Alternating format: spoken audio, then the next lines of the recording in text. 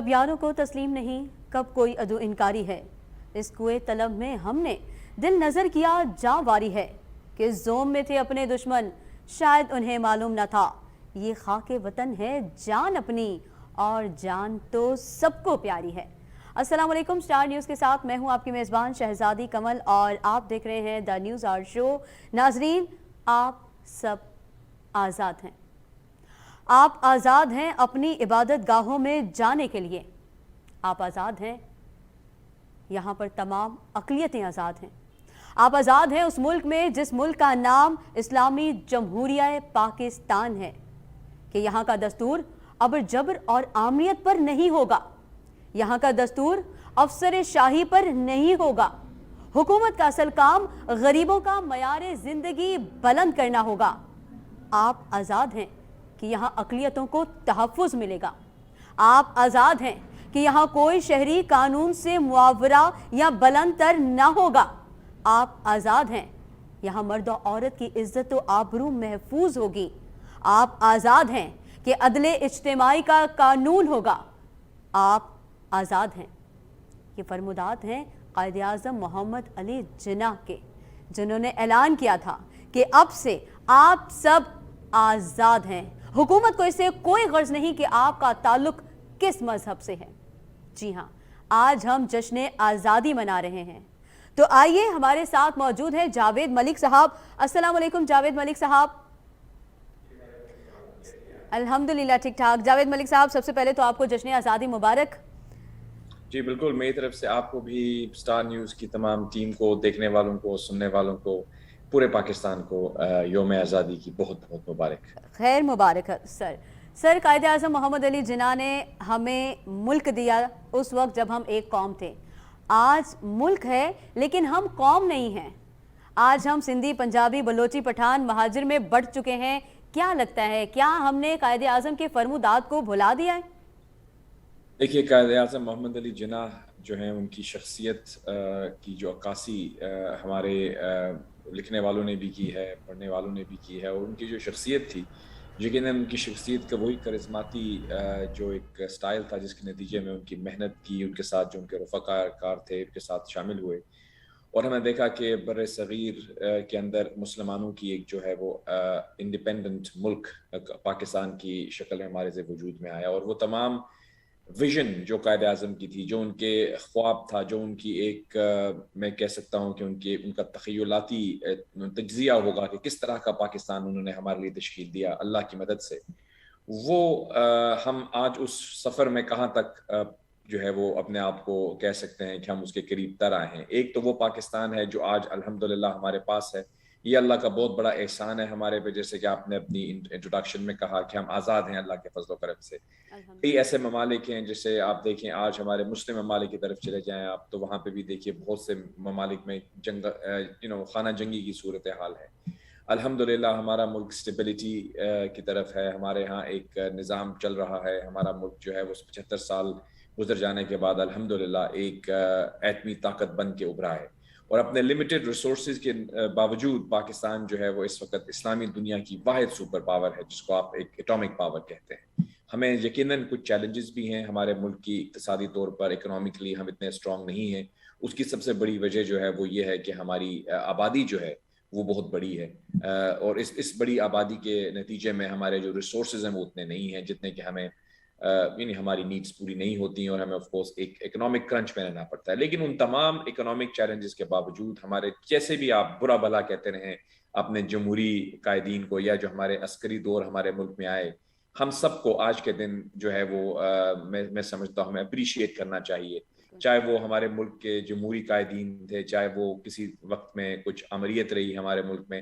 آج کے دن ہم کسی کو کرٹیسائز نہیں کریں گے کہ ان کی تمام کی کوششوں سے مل کے آج پاکستان جو ہے اس مقام پہ پہنچا ہے۔ کافی چیلنجز ہیں، لیکن الحمدللہ جیسے ہم نے کہا کہ ہم ایک اسلامی دنیا کی اہم ترین ریاست ہیں، ہم ایک واحد سپر پاور ہیں۔ اگر آپ دیکھیں اپنے گرد و نواح میں، تو ہماری اسلامی دنیا 57 یا آلموسٹ 60 ممالک پر مشتمل ہے، 60 اسلامی ممالک ہیں، جس میں ایسے ممالک بھی ہیں جن کے بہت اسٹرانگ ریسورسز ہیں، یعنی ان کے پاس تیل کے ذخائر ہیں، گیس کے ذخائر ہیں، معدنیات ہیں، اگر آپ برونائی دارالسلام دیکھ لیں، ہمارے مشرق سے لے کے مغرب تک ہمارا ملک، ہمارے جو مسلمان ممالک ہیں وہ پھیلے ہوئے ہیں، لیکن ایک ملک ایسا ہے جو کہ ایک ایٹمی قوت بن کے ابھرا ہے، وہ پاکستان ہے. تو یہ ہمارے لیے کتنی فخر کی بات ہے کہ آج ہمیں کوئی بھی میری نگاہ سے نہیں دیکھ سکتا. ہم سے بہت بڑا ہمارا جو ایک نیبر ہے ہندوستان، آبادی کے لحاظ سے بھی، رقبے کے لحاظ سے بھی، لیکن ہمارے جو قائدین رہے ہیں انہوں نے پاکستان کی جو ڈیفنس ہے اس کو ناقابل تسخیر بنانے کے لیے جو ہے وہ کاوشیں کی، اپنے پیٹ کاٹے، مشکلات کا سامنا کرنا پڑا، لوڈ شیڈنگ ہوئی ہمارے ملک میں بہت زیادہ، لیکن ہم نے الحمدللہ اپنے آپ کو ایک مستحکم ملک کے طور پر ایک امپریگنیبل ڈیفنس جو ہے وہ اپنا ہم نے تشکیل دیا. اس پہ ہر پاکستانی کو فخر ہونا چاہیے. بالکل سر، ہمیں یقیناً پاکستان کے اندر جو اکنامک چیلنجز ہیں وہ بہت ضروری ہیں اور ان کو اوور کم کرنا بہت ضروری ہے، میرا مطلب ہے. اور اب ہم ایٹمی قوت تو بن گئے ہیں، لیکن ہم کو ایک اکنامک طاقت بن کے ابھرنا ہے، کیونکہ ہمارے لیے ضروری ہے کہ ہمارے ملک کے جو عوام ہیں ان کی جو بیسک مسائل ہیں وہ ہم حل کر سکیں. اور قائد اعظم محمد علی جناح نے یقیناً جن خیالات کے نتیجے میں، جس فلسفے کے نتیجے میں اس ملک کو بنایا تھا، اس کے اندر ایک بہت ہی بڑا فیکٹر جو تھا وہ ایک پاکستان کو ایک ویلفیئر یعنی فلاحی ریاست بنانا.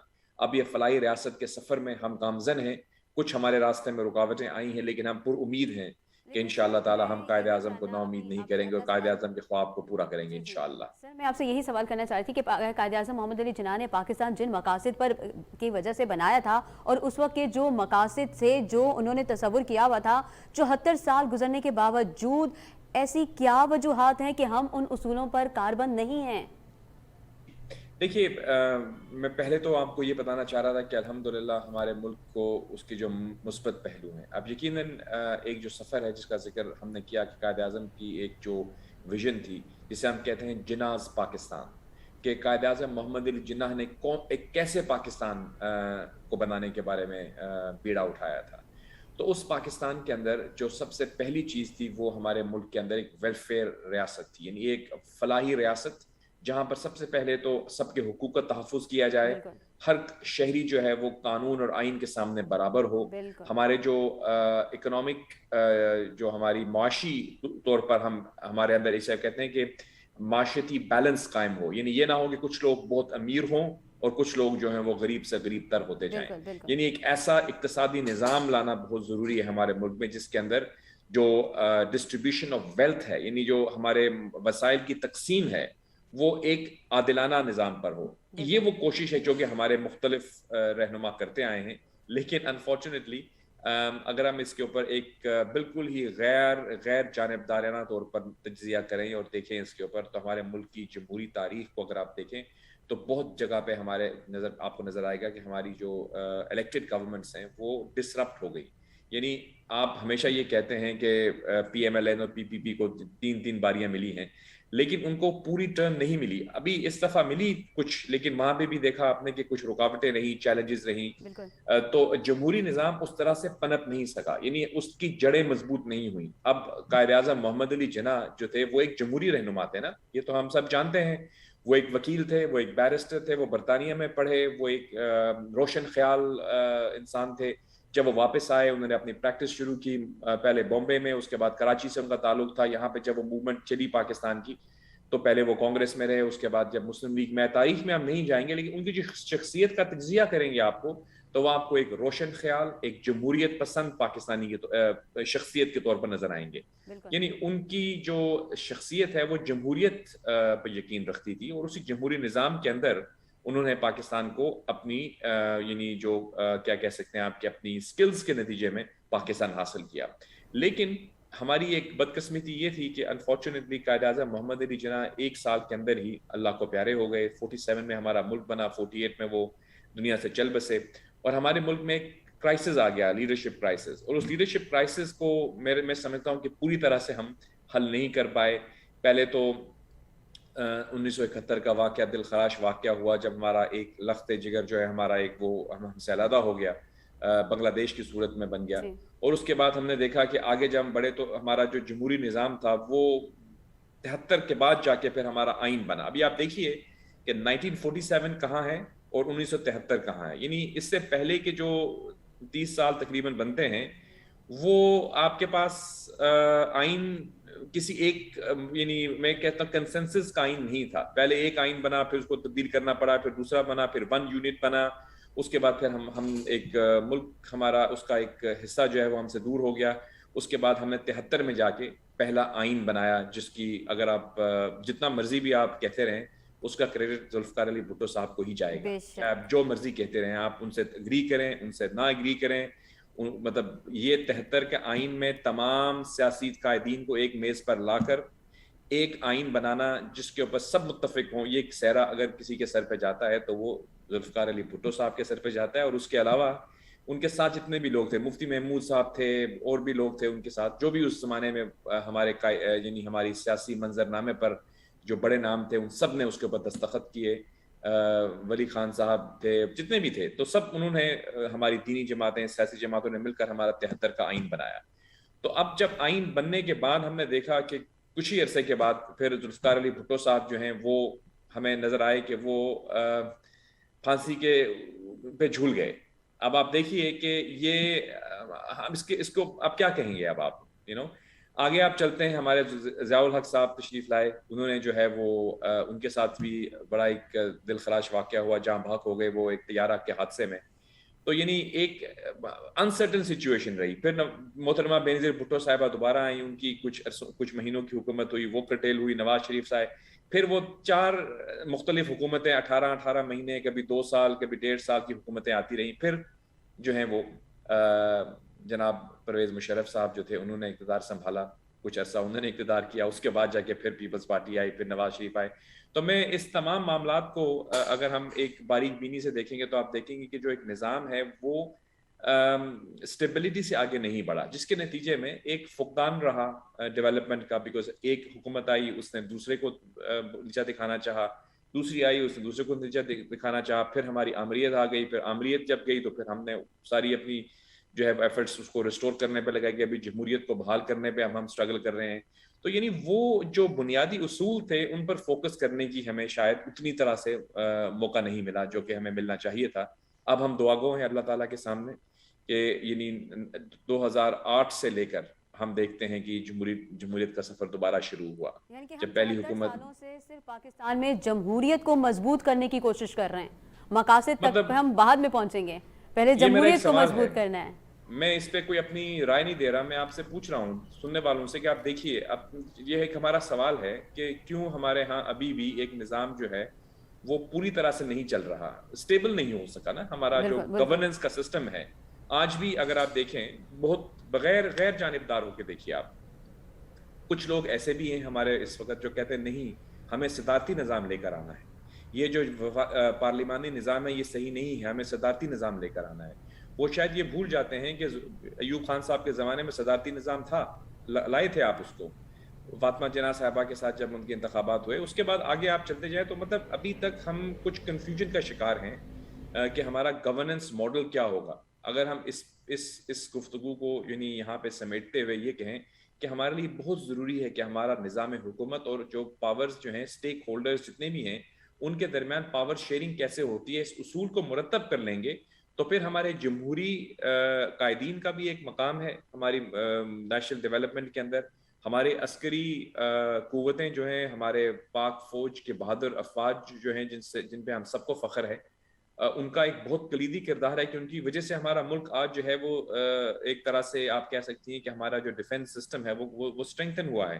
اسی طرح ہمارے جوڈیشری ہے, ان کا ایک بہت اہم رول ہے, وہ ہمارے اپنے آئین کو اور قانون کو انٹرپریٹ کرتے ہیں, اور میڈیا کا بھی اب ایک رول بن رہا ہے. تو ہم یہ سمجھتے ہیں کہ ان تمام اسٹیک ہولڈرز کی اپنی اپنی جو ایک لمٹس ہیں جو کہ آئین نے تشکیل دی ہیں, اس کے نتیجے میں اگر ہم اپنا کردار ادا کرتے رہیں تو یقیناً ہم قائد اعظم کے ان خوابوں کو پورا کرنے میں ایک کنٹریبیوشن ضرور کر پائیں گے. لیکن اگر ہمارے درمیان رسا کشی رہے گی, اقتدار کی رسا کشی یا پاور ٹسل, تو پھر غالباً وہ جو خواب ہیں قائد اعظم کے محمد علی جناح کے, وہ شاید ہم اس کو اور وقت لگے پورا ہونے میں. بالکل سر, ہمیں تو درس ہی ایمان, اتحاد اور تنظیم کا دیا گیا تھا, لیکن ہمارے جو سیاسی جماعتیں کہہ لیں ان میں اس حد تک محاذ آرائی پائی جاتی ہے کہ نہ کہیں ایمان نظر آتا ہے, نہ اتحاد نظر آتا ہے, نہ تنظیم نظر آتی ہے. میں آپ سے ایگری نہیں کروں گا کہ ایمان تو اللہ کے فضل و کرم سے سب کا ہے. سر کسی اللہ بات پہ سبحانہ اس و تعالیٰ پہ جی بولے جی وہ ہے, اور اللہ سبحانہ و تعالیٰ پہ ہم سب مسلمان ہیں, اور ایون اگر ہمارے کوئی ایسے پاکستانی ہیں جو کسی اور مذہب سے تعلق رکھتے ہیں تو ہم ان کو بھی پوری جو ہے عزت کے ساتھ, اور ان کا جو قانون اور آئین میں ان کا مقام ہے جو ہمارا ان کو اس کو دیکھتے ہیں. تنظیم اور اتحاد کا یقیناً ہمیں فقدان ہے. میں ایگری کروں گا آپ کے ساتھ کہ ایک یعنی دیکھیے جمہوریت کے اندر اختلاف تو ہوتا ہے, اختلاف رائے رکھنا کوئی بری بات نہیں ہے. یہ حق ہے. کوئی لوگ یہ سمجھتے ہیں کہ جمہوری نظام کو پارلیمانی ہونا چاہیے, کچھ سمجھتے ہیں کہ جمہوری نظام کو صدارتی ہونا چاہیے. یہ ایک اختلاف ہے, اس پہ رائے ہو سکتی ہے, بحث ہو سکتی ہے. پھر جب اس چیز پہ فیصلہ ہو جائے کہ ہم نے ملک کا آئین کیسے چلانا ہے, ملک کو کیسے لے کے چلنا ہے, تو پھر اسی جمہوریت کا تقاضا یہ بھی ہے کہ جب ایک اکثریت سے فیصلہ کر دیا جائے تو اس کا پھر احترام کیا جائے. دیکھیے امریکہ کے اندر صدارتی جمہوریت ہے, وہ بھی جمہوریت ہے. برطانیہ کے اندر پارلیمانی جمہوریت ہے, وہ بھی جمہوریت ہے. لیکن ہمارا جو 73 کا آئین ہمیں بتا رہا ہے, اس نے ایک آپ یہ سمجھتے ہیں کہ گائیڈ لائن سیٹ کر دی ہیں. اگر ہم اسی پر چلتے رہیں تو میرے خیال میں ابھی ہمیں اس بحث میں جانے کی ضرورت نہیں ہے کہ نظام کو بدلیں. نظام یہ ٹھیک ہے, لیکن اس نظام کو چلنے کی جو گارنٹیز ہیں, جو انشور کریں کنٹینیوٹی, یہ بہت ضروری ہے. اس پہ ہم کہیں نہ کہیں مار کھا جاتے ہیں, کیونکہ ابھی بھی اگر آپ دیکھیں گے تو ہمارے ہاں یہ بات کی جاتی ہے کہ جو حکومتیں مارز وجود میں آتی ہیں, ایک حکومت جو مارز وجود میں آئے تو دوسری پارٹی اس کو کہتی ہے کہ یہاں پہ دھاندلی کی وجہ سے وہ آئی ہے. بالکل ہم دور نہیں جاتے, ہم ماضی میں چلے جائیں. عمران خان صاحب نے پوری کیمپین دھاندلی پہ چلائی کہ جی یہ جو ہے دھاندلی ہو گئی ہے, پتہ نہیں 8 حلقے ہیں, 25 پنکچر لگے ہیں یا 35 پنکچر لگے ہیں, نہ جانے کیا کیا ان کے یہ ڈائلاگز جو تھے وہ بازگشت کے طور پر آج جو ہیں وہ گھوم رہے ہیں. ابھی اگر آپ آ جائیں تو جو موجودہ حکومت ہے PTI کی, تو باقی دونوں جماعتیں یہی کہتی ہیں کہ یہ دھاندلی سے الیکٹ ہو کے آئے ہیں. اب یقیناً یہ وہ سوالات ہیں جن کے اوپر سنجیدگی سے غور کرنے کی ضرورت ہے کہ ایسا نظام ہم کیوں نہیں مرتب کر سکتے کہ جس سے سب لوگوں کو اتفاق ہو, اور جب اس نظام سے گزر کے کوئی بھی آئے تو دوسری پارٹی, دوسری جماعت جو کہ ہار جاتی ہے, وہ ان کو قبول کرے. بالکل. اور یہ تب ممکن ہے جب نظام شفاف ہوگا, اور جب نظام کی شفافیت کے شواہد سامنے آئیں گے. ایک ایسا نظام جس کے اندر کوئی انٹرفیرنس نہیں ہوگی. ایسا نہیں ہوگا کہ سسٹم جو ہے آپ کا ووٹنگ کا جو سسٹم ہے وہ عین وقت پہ بیٹھ جائے, اور اس وقت آپ کا جو ڈیجیٹل سسٹم ہے وہ بیٹھ جائے, نادرا کا سسٹم بیٹھ جائے, آپ ووٹ کی تصدیق نہ, اچانک پھر آپ کو پتہ چلے کہ جو لوگ جیت رہے تھے وہ ہار گئے ہیں, اور جو ہار رہے تھے وہ جیت گئے ہیں. جب اس قسم کے سوالیہ نشان آپ کے الیکٹورل پروسیس پہ اللہ نہ کرے ہوں, تو پھر لوگوں کو یہی موقع ملے گا کہ وہ جو ہے وہ اس کے اوپر تنقید کریں. تو میں سمجھتا ہوں حکومت کی بھی ذمہ داری ہے, اپوزیشن کی بھی ذمہ داری ہے, اور تمام ہمارے جو ادارے ہیں ان کی ذمہ داری ہے کہ آئندہ آنے والے جو انتخابات ہیں ان کو شفاف بنایا جائے. ایسے انداز میں ایک پروٹوکول سیٹ کیا جائے, ایک ایسے SOPs مرتب کیے جائیں جن پہ سب کو اتفاق ہو, اور اس کے بعد اس اتفاق کے نتیجے میں جب ایک ایسا فول پروف سسٹم بنے. آپ یہ تو نہیں کہہ سکتے نا کہ ہمارا ملک الحمدللہ ایک نیوکلیئر پاور ہے, ٹھیک ہے نا, تو ہم ایک الیکٹورل نظام نہیں بنا سکتے. نہیں, یہ ہم نہیں مانیں گے. الحمدللہ ہمارے پاس نادرا جیسا سوفسٹیکیٹڈ سسٹم بھی ہے, ہمارے پاس الیکٹورل پروسیس کو چلانے والے لوگ بھی ہیں, ہمارے پاس سکلز بھی ہیں, ہمارے پاس تعلیم بھی ہے. اور اگر ایک کس چیز کی کمی ہے کہ ول نہیں ہے. ہم اگر ایک ول جسے کہتے ہیں نا کہ ہمارا ایک نیت ہو کہ ہم نے ایک ایسا شفاف نظام مرتب دینا ہے, چاہے ہم اس میں ہار جائیں, لیکن جو بھی ہو الیکٹ ہو وہ پاور میں آئے, اور پھر دوسری فریق اس کو یہ نہ کہہ سکے کہ بھئی یہ دھاندلی سے آیا ہے. تو یہ ایک چیز ہے جو ہم ہمیشہ ہماری ملک میں رہا ہے. بھٹو صاحب سے لے کر آج تک ہر انتخاب کے اوپر دھاندلی کا جو بادل ہیں وہ گرجتے رہتے ہیں. تو میں سمجھتا ہوں موجودہ حکومت کو اور تمام سٹیک ہولڈرز کے لیے یہ آج کا اگر وہ اس چیز کو انشور کر دیں کہ آئندہ انتخابات میں یہ شفافیت کو وہ یعنی یقینی بنا دیں گے, تو میں سمجھتا ہوں کہ اس خواب کی تعبیر کی طرف ہم ایک اور پیش قدمی کریں گے جو کہ قائد اعظم نے ایک جمہوری وفاقی فلاحی پاکستان کا خواب دیکھا تھا. انشاءاللہ ضرور ہم بھی چاہیں گے کہ جو بھی انتخابات ہوں, جو بھی طریقہ کار ہوں, اس میں شفافیت اور شفافیت کے شواہد ہوں. بالکل سر, ہم اپنی گفتگو کا آغاز یہیں سے دوبارہ کریں گے, لیکن یہاں وقت ہے ایک چھوٹے سے بریک کا. دیکھتے رہیے دا نیوز آور شو.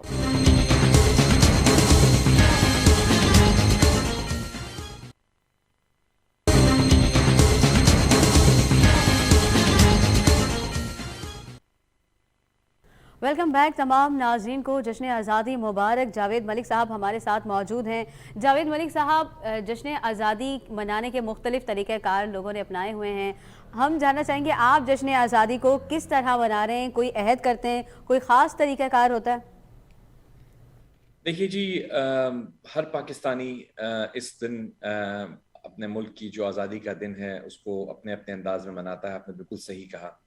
मैं अगर जब ऑफिशियल रोल में था तो आपको इल्म है कि हमारे यहाँ वहाँ पे जो भी सरगर्मियाँ होती हैं उसको आपको लीड करना पड़ता है। फ्लैग होइस्टिंग होती है, आवाम से मिलना होता है, क्योंकि मेरी जो है वो कभी पाकिस्तान कभी बाहर मुख्तलिफ ममालिक में रहते हैं, तो जो एक ओवरसीज़ पाकिस्तानीज़ की एक बहुत बड़ी तादाद है, तो उनके साथ हमारा बहुत करीबी रब्ता रहा है, खलीज के अंदर भी, बरतानिया के अंदर भी, यूरोप के अंदर भी। तो हम कोशिश करते हैं कि वो जो ओवरसीज़ पाकिस्तानीज़ हैं, जो कि मुल्क से बाहर होते हैं लेकिन उनके दिल जो हैं वो पाकिस्तान के साथ धड़क रहे होते हैं, उनको भी इस आज़ादी की खुशियों में शरीक करें। हमारे यहाँ पाकिस्तान के अंदर तो यकीनन सेलिब्रेशंस हो रही होती हैं, लेकिन हमारी कोशिश ये रही है कि वो तमाम ओवरसीज़ पाकिस्तानीज़ उनको भी हम शामिल हाल करें। और आज के ज़माने में आप जानती हैं कि क्योंकि कोविड के बाद डिजिटल टेक्नोलॉजी ने काफ़ी हद तक जो है वो रसाई हासिल की है, तो उसकी जो बहुत सारे मनफी पहलुओं के साथ एक मुस्बत पहलू है वो ये है कि जूम और टीम्स के ज़रिए एक राब्ते जो हैं लोगों के दरमियान वो ज़्यादा मुस्तहकम हो गए हैं। तो हम आज सुबह से तकरीबन 3-4 ऐसी तकारीब में शिरकत कर चुके हैं, जिसमें मुख्तलिफ ममालिक में रहने वाले पाकिस्तानी और पाकिस्तान के अंदर रहने वाले हमारे कुछ न सिर्फ आम शहरी बल्कि उसके साथ साथ कुछ अदीब, कुछ जो हैं वो हमारे साबिक वज़रा, कुछ हमारे मुख्तलिफ सियासी जमातों के रहनुमा। लेकिन आज के दिन जो मुनफरिद चीज़ हम देखते हैं वो ये होती है कि हम बिल्कुल गैर सियासी होके बात करते हैं और सिर्फ पाकिस्तान की बात करते हैं, अपने अपने नुक्ते नज़र पे कायम रहते हुए एक चीज़ पर हमारा इत्तेफाक होता है, वो ये है कि हम पाकिस्तान की तामीर और तरक्की में हम सब मिल के अपना किरदार अदा करते रहें, चाहे हम सियासत में हैं, चाहे हम सहाफ़त में हैं, चाहे हम किसी पेशे से ताल्लुक़ रखते हैं, हम वकील हैं, डॉक्टर हैं, या हम यानी किसी ऑफिशियल रोल पे हैं, या हम मीडिया के अंदर काम कर रहे हैं, या हम कुछ भी नहीं करते, एक स्टडी करते हैं, या हम वेट कर रहे हैं किसी जॉब को हासिल करने के लिए। बहुत बड़ी तादाद हमारे मुल्क में ऐसी भी है जो कि नौजवानों पर मबनी है, जिन्होंने अच्छी तालीम हासिल करने के बाद अभी वो वेट कर रहे हैं एम्प्लॉयमेंट के लिए। हम उनको भी शामिल हाल करते हैं, उनसे भी बात करते हैं, कोशिश करते हैं कि नौजवानों की जो तमन्नाएं हैं, उनके जो ख्वाब हैं, उनको सुने, क्योंकि देखिए हमारे मुल्क की बहुत बड़ी तादाद जो है वो नौजवानों पर मबनी है, और मैं समझता हूँ कि हमारा मुस्तकबिल उन्हीं पर मुनहसर है। और हम अगर अपने नौजवानों को एम्पावर करेंगे, उनको स्किल्स देंगे, तो हमारा मुस्तकबिल जो है वो ताबनाक होगा और रोशन होगा। और अगर हम खुदा न खास्ता हमारे नौजवानों को इग्नोर कर दें और सिर्फ जो है वो सेलिब्रिटीज़ और उन तमाम लोगों पे फोकस करें जो कि हम हमेशा ही करते आए हैं, तो फिर ये शायद हमारी ख़ता हो। हम उम्मीद करते हैं कि हम अपने नौजवानों को हमेशा शामिल हाल करेंगे, और उसके साथ साथ हमारी माएँ, हमारी बहनें, हमारी जो ख़वातीन हैं, वो एक बहुत बड़ी तादाद पाकिस्तानियों का, मैं समझता हूँ कि आधे से ज़्यादा वो हमारी ख़वातीन पर मबनी है, चाहे वो जॉब कर रही हैं, चाहे वो जॉब नहीं कर रही। देखिए हम हमेशा ये कहते हैं कि कुछ ख़वातीन जो हैं जो एम्प्लॉयमेंट में हैं माशाल्लाह बहुत अच्छा काम कर रही हैं, कुछ ख़वातीन ऐसी होती हैं जो एम्प्लॉयमेंट नहीं करती और वो घर पे हाउस वाइफ होती हैं, लेकिन हम अल्लाह ना करे उनको भी कम निगाह से नहीं देखते, क्योंकि उनका बहुत बड़ा किरदार है। बेशक बेशक। वो उनकी उनकी गोद में बहुत बड़े बड़े रहनुमा जो हैं वो परवरिश पाते हैं, और घर को चलाना, घर की जिम्मेदारियां उठाना, उस हाउस वाइफ को हम ऐसा ना समझें कि वो खुदा न खास्ता उससे कम है जो कि खातून जॉब करती हैं। दोनों की कदर है, दोनों की इज्जत है, और दोनों का अपना अपना मुकाम है। और कुछ तो ख़वातीन ऐसी भी होती हैं जो कि जॉब भी कर रही हैं, घर को भी चला रही हैं, अपने हस्बैंड को भी देख रही हैं, अपने माँ बाप से भी ताल्लुक़ रखे हुए हैं। तो मैं समझता हूँ कि जो ख़वातीन हैं और नौजवान हैं, ये हमारे मुल्क का दो बहुत बड़े असासे हैं। और हम हमेशा कोशिश हम ये करते हैं कि हमारी जब कभी भी मीटिंग्स हों, जब कभी भी हमारी कोई भी सरगर्मियाँ हों, कोई इवेंट्स हों, कुछ कॉन्फ्रेंसेस हों, तो हम उनमें ख़वातीन को और नौजवानों को शामिल करें, बिकॉज़ मेरी ज़ाती राय के मुताबिक हमारे मुल्क का मुस्तकबिल जो है इन दो سے وابستہ ہے. خواتین کا اس لیے کیونکہ انہی کی نشر و نما، انہی کی سائے سے آپ کو تعلیم و تربیت ملتی ہے. ایک بچہ جو اپنی ماں کی گود میں سیکھتا ہے، ماں اس کو جتنا ٹائم دے سکتی ہے. دیکھیے والدین کے اندر والد کا بہت بڑا کردار ہے، وہ معاشی طور پر اپنے گھر کو مستحکم کرتے ہیں کئی صورتحال، کئی مواقع میں. آج کے زمانے میں تو خواتین بھی اتنا ہی کردار کر رہی ہیں، لیکن میں سمجھتا ہوں کہ جو ایک ماں کا کردار ہے اپنے بچوں کی تعلیم و تربیت میں اور بچوں کی نشر و نما میں، ان کی ایک کیریکٹر بلڈنگ میں، وہ بالکل بھی منفرد مقام رکھتا ہے. اس لیے ہماری بہت بڑی فوکس جو ہے وہ خواتین اور نوجوان پر ہونی چاہیے.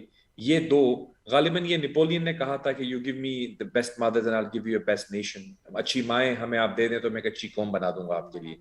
تو یہ وہ اصول ہیں جو کہ کامیاب لوگوں کے اصول ہیں، اور ہم امید کرتے ہیں کہ ہم بھی ان پر کاربند ہوں گے، ان پر عمل کریں گے. اور یہی وہ اصول ہیں جو قائد اعظم کے بھی ہیں. قائد اعظم محمد علی جناح کی شخصیت کو اگر آپ دیکھیں، ان کے ساتھ آپ کو ان کی بہن نظر آئیں گی ہر تصویر میں، تقریباً ہر تصویر میں ان کی بہن نظر آئیں گی آپ کو، جو ان کے ساتھ شانہ بشانہ کھڑی رہی ہیں.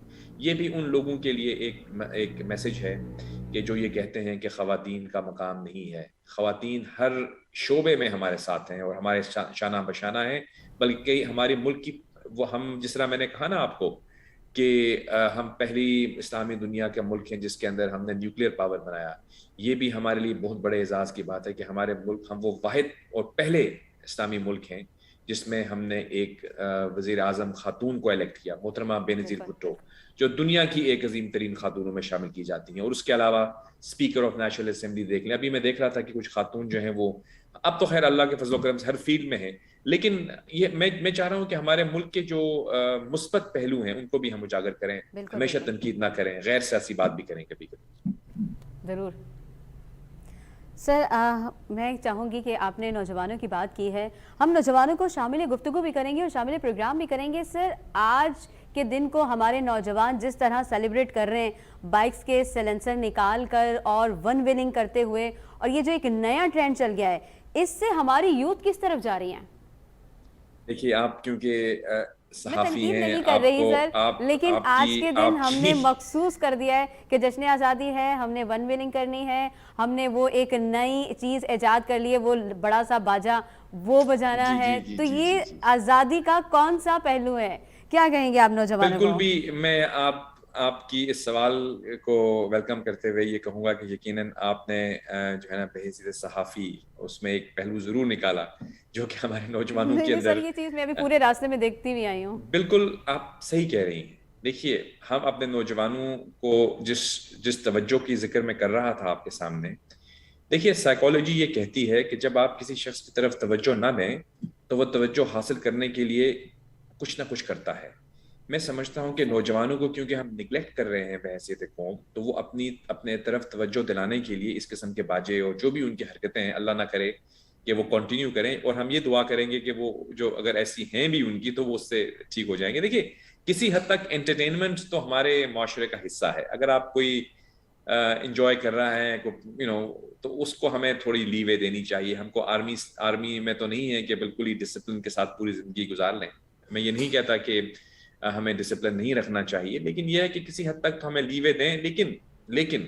لیکن اس کی ایک بہت بڑی جو کیا میں سمجھتا ہوں کہ ایک لمٹ ہے، اور وہ یہ ہے کہ جب تک آپ کی وہ حرکات و سکنات دوسروں کو تکلیف نہ دے رہی ہوں تو آپ ضرور انجوائے کریں. لیکن اگر آپ کے باجوں سے لوگ ڈسٹرب ہو رہے ہیں، آپ کی ون ویلنگ سے جو ہے، ون ویلنگ تو کسی حال میں بھی نہیں کرنی چاہیے، لیکن ایگزامپل کے طور پہ ہم کہہ رہے ہیں اگر کوئی بھی آپ مطلب ایسی سرگرمی کر رہے ہیں انٹرٹینمنٹ کی یا میوزک کی یا کوئی ڈانس یا میوزک یا جو کچھ، اگر آپ اپنی ذات تک انجوائے کرنے کی حد تک کرتے ہیں تو میں اس کو سمجھتا ہوں کہ ہمیں حق نہیں پہنچتا کہ ہم کسی کے گھر کے اندر جا کے دیکھیں گے وہ کیا کر رہے ہیں. لیکن اگر وہ پبلک پلیسز پہ آ کے ٹریفک کو بلاک کر رہے ہیں، خواتین کو خدا نخواستہ ڈسٹرب کر رہے ہیں، کچھ ایسی حرکات و سکنات کر رہے ہیں جس سے معاشرے میں ڈسٹربنس پیدا ہوتی ہے، تو یقیناً ہمیں چاہیے کہ ہم اس کو روکیں. اور لیکن روکنے کے ساتھ ساتھ اس کا بھی جائزہ لیں کہ یہ اس طرف کیوں مبذول ہوئے ہیں. اس کی وجہ یہ ہے کہ وہ نگلیکٹڈ فیل کرتے ہیں، ان کے پاس جاب نہیں ہے، ان کے پاس کوئی ایسی ہیلتھی ایکٹیویٹیز ہم نہیں فراہم کر رہے ان کو. اگر وہ بزی ہوں اچھے کاموں میں، یعنی مثبت کاموں میں آپ نے ان کو انگیج کیا ہوا ہو، تو وہ کیوں، ان کے پاس وقت ہی کہاں ہوگا کہ وہ اسٹریٹ پہ جا کے ویلنگ کریں یا وہ باجے بجائیں. تو ان کو آپ کو چاہیے کہ آپ انگیج کریں. نوجوان کو ایک مثبت پلیٹ فارم فراہم کریں جس کے ساتھ وہ انگیج ہو کے اپنے ملک کی تعمیر اور ترقی میں کردار ادا کر سکے. یہ فراہم کرنا ان کو حکومت کی ذمہ داری ہے اور اس کو کرنا چاہیے. جی سر، بڑا اچھا آپ نے پوائنٹ دیا ہے کہ اگر ہم یوتھ کو اسی طرح نظر انداز کرتے رہیں گے تو وہ نیگیٹو چیزوں کو زیادہ جلدی اپنائیں گے. سر میں چاہوں گی کہ ہم نے حکومت پر اور بہت ساری جو سیاسی جماعتیں ہیں ان پر اور عوام پر، آئین پر، قانون پر بات کی ہے، لیکن اب اگر عام عوام کو یہ پیغام دینا ہو کہ قائد کے خواب کو پورا کرنا ہے، بزرگوں نے جو قربانیاں دی ہیں ان کا اجر اب دینا ہے، تو ہمیں ان خوابوں کی تکمیل کے لیے اپنا حصہ کیسے ادا کرنا ہے؟ دیکھیے، میں یہ سمجھتا ہوں کہ ہمیں سب سے پہلے ایک ہماری فیملی کا یونٹ ہے، ہم نے اس کے اندر اپنی ذمہ داریاں پوری کرنی ہے، اپنے ماں باپ کی عزت کرنی ہے، اپنے چھوٹوں سے پیار کرنا ہے. ایک اس یونٹ کو آپ مستحکم کریں. اس کے بعد اپنے محلے کی سطح پر آپ اپنا کردار ادا کریں، ٹھیک ہے، اور اپنے معاشرے کو ایسا بنانے میں کردار ادا کریں کہ جو ایک مثبت شہری کا کردار ہوتا ہے. جب ہم یہ سب لوگ یہ مل کے کرنا شروع کریں گے تو پھر جس طرح سے گھر سے ایک محلے سے شہر سے ملک کے اندر یہ چیزیں پھیلیں گی تو وہی اصول جو کہ قائد اعظم نے ہمیں دیے ہیں ان پر ہی ہم عمل کر کے اس کو ممکن بنا سکتے ہیں.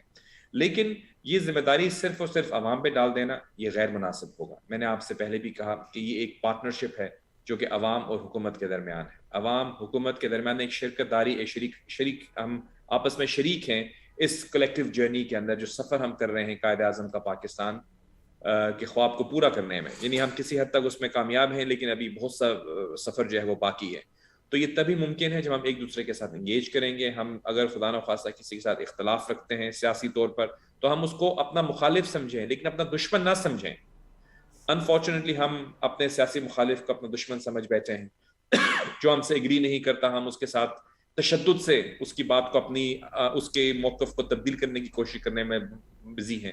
ایسا نہیں ہونا چاہیے. منطق کے ذریعے، ریزن کے ذریعے، ڈسکشن کے ذریعے آپ جو ہے اپنے معاملات کو حل کرنے کی کوشش کریں. اور وہی اصول ہیں جو کہ ہمارے دین نے ہمیں بتائے ہیں، ہمارے قانون نے ہمیں بتائے ہیں، اور قائد اعظم کے اصول، زرعی اصول جو ہیں ان پر عمل کرنا ہم سب کا فرض ہے، چاہے وہ اپنے گھر کی سطح پر ہو، محلے کی سطح پر ہو یا پھر ملک کی سطح پر ہو. اگر ہم اس پر عمل کریں گے تو یقیناً ہم ایک کنٹریبیوٹ کر پائیں گے اور جو ایک جرنی ہے، ایک سفر ہے، اس کی طرف ایک قدم تو بڑھے گا ہمارا. پھر انشاءاللہ اللہ تعالی ہمارے راستے آسان فرمائے. انشاءاللہ. بہت شکریہ جاوید ملک صاحب، آپ نے اپنے قیمتی وقت میں سے آج ہمیں وقت دیا. انشاءاللہ کل دوبارہ حاضر ہوں گے ایک نئے موضوع کے ساتھ، اور آج کے پروگرام کا اختتام اس دعا کے ساتھ کریں گے کہ خدا کرے کہ میرے عرض پاک پر اترے وہ فصل گل جسے اندیشہ زوال نہ ہو.